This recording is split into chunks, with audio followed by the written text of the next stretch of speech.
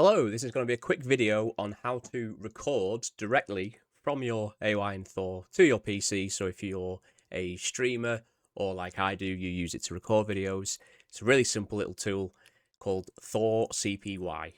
So what I'm going to do is we first need to enable the developer options on the Thor. So I'm going to flip over to my old school setup and then show you what you need to do on the Thor. Okay, so on our Thor, we're going to swipe up, we're going to go to our settings. And then if you scroll all the way down, and where it says about, you press about. And then where it says build number here, what we're going to do is you're going to tap that 7 times. It does start to pop up some notifications. So we're going to 1, 2, 3, 4, 5, 6, 7. I am now a developer.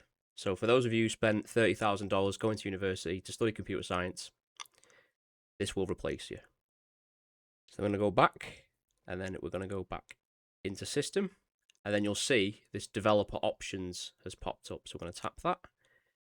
That'll be enabled. We're going to scroll down, and we're looking for USB debugging. There we go. So if I tap that, and then OK.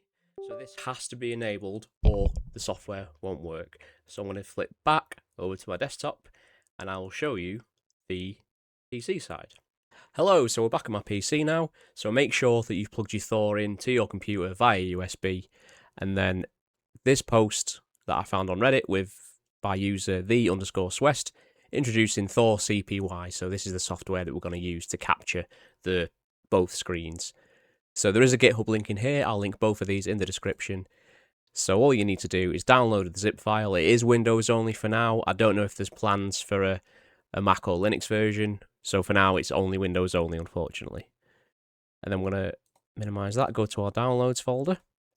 So as it's a zip file, you just need to extract it the same as you would any other zip file.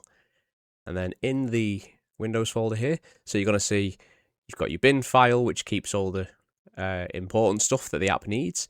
There's our config file where the config files are saved, and then there's just some system logs for if there's any errors or things like that. So all we're going to do is open up ThorCPY. And then if we minimize that, you should see, yep, got this little window loaded. And then as my Thor is connected, there we go, there's the top screen and the bottom screen. So by default, you'll have this single window. So I tend to feed this window into OBS as a window source, and then I just crop the bottom window off if I don't need it, or I have them both if I do need it. So what you can do is that you also have this little control panel at the side where you can control the scale. So I tend to just leave this on 0.60 as it seems to be a decent enough size, and I stretch it within OBS anyway. You can adjust the X and Y values of each screen individually. Probably want to put that back to what it was. You can also undock the windows, so you can control them both separately.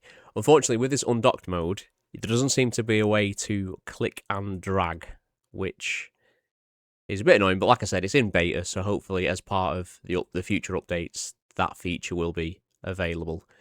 What you can also do is, you might have seen me do it on some videos before, is if I click, it will register as an input on the device itself, so I can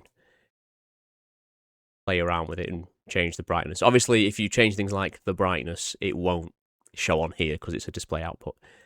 Can change the volume, however, but there's nothing currently playing. So there you are, just a quick, simple guide on using ThorCPY. If you like this video, I'd appreciate a like and a subscribe. Tell your friends, and I'll see you in the next one.